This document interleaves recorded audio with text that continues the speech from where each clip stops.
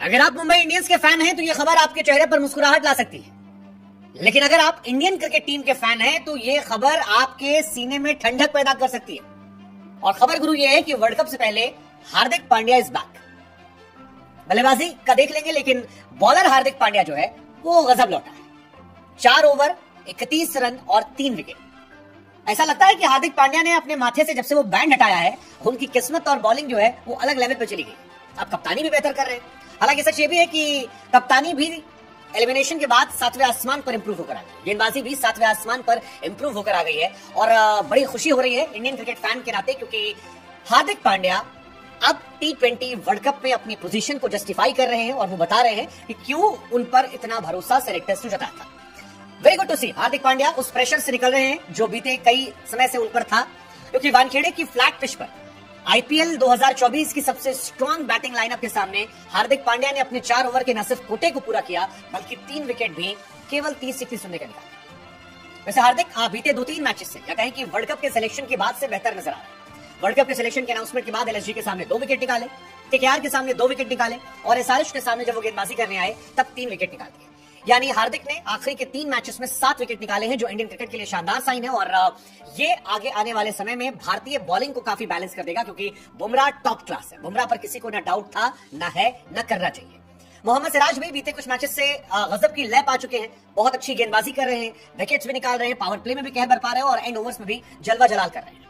एक तीसरा बॉलर अगर आपके पास और ऑलराउंडर के तौर पर अच्छा हो जाता है तो ये आपकी टीम को बैलेंस देने के लिए काफी जबरदस्त हो जाएगा। इसके बाद आप चाहे तो 2 स्पिनर और एक और ऑलराउंडर खिला लीजिए, या 1 स्पिनर 2 ऑलराउंडर खिला लीजिए, और आपकी टीम में बैटिंग की डेप्थ इतनी गहरी हो जाएगी कि आपका जलवा जो है जलाल हो जाएगा। वैसे हार्दिक इस मैच में शुरुआत अच्छी नहीं थी, पहले 2 ओवर में उनकी भी पिटाई हुई है, 2 ओवर में 22 रन कूट दिए गए थे, लेकिन इसके बाद हार्दिक ने कमबैक किया और अगले 2 ओवर में 9 रन देकर 3 विकेट निकाल दिए। और यहीं से इंडियन क्रिकेट के फैन जो थे वो एक्साइटेड थे, क्योंकि हम सब जानते हैं आप हार्दिक को पसंद करने वाले हो या हार्दिक को नापसंद करने वाले हो, लेकिन आप में से कोई ऐसा नहीं होगा जो नहीं चाहता होगा कि इंडिया वर्ल्ड कप जीते या ना जीते। मतलब कोई भी ऐसा नहीं होगा, आप सब चाहते हो इंडिया वर्ल्ड कप जीते।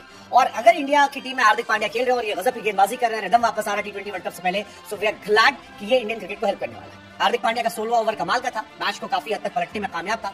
पहली बॉल पर हार्दिक को विकेट मिला, फिर 3 सिंगल गए, 1 वाइड गई, चौथी पर फिर विकेट मिला और फिर सिंगल गया। हार्दिक पांड्या बीते 3 मैचेस में, जैसा कि हमने कहा, बहुत अच्छी गेंदबाजी कर, बहुत अच्छी गेंदबाजी। मतलब 4 ओवर 26 रन 2 विकेट। उसके बाद केकेआर से हम थोड़ा पिटे थे, 4 पे 44 लेकिन 2 विकेट। और इस बार तो कमाल की गेंदबाजी थी, 4 ओवर 31 रन 3 विकेट, यानी 7 विकेट 3 मैचेस में। और अच्छी बात यह कि गेंद की जो स्पीड है वो भी अच्छी है, वो 140 प्लस लगातार टच कर रहे हैं। रोहित शर्मा के साथ काफी कंफर्टेबल नजर आ रहे हैं, तो that's a great sign for Indian cricket कि दोनों जो है वो काफी अच्छे हैं।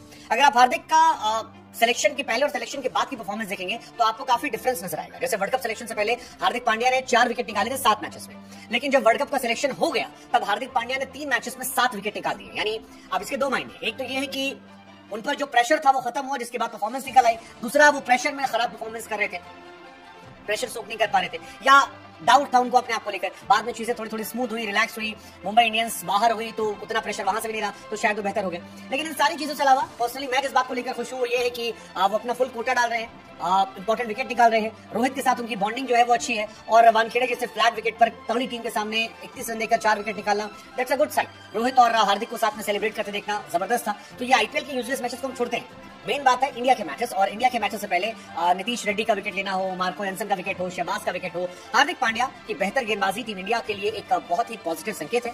और बार बार मैं कह रहा हूं कि मोहम्मद सिराज, जसप्रीत बुमराह और हार्दिक पांड्या, ये 3 तेज गेंदबाज, इसके साथ आप चाहें तो कुलदीप, जडेजा और आप चहल या अक्सर में अलग अलग मैचेस के हिसाब से गेंदबाज रख ले तो आपके पास 6 बॉलर हो जाएंगे, जिसमें आपके पास 3 ऑलराउंडर हैं।